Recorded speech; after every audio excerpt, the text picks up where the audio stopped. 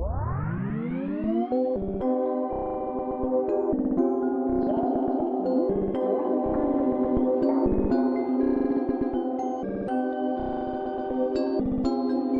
si Brownlee.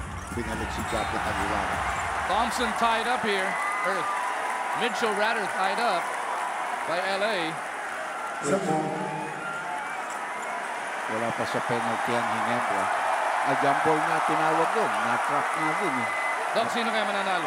Mitchell o Tenorio? What the...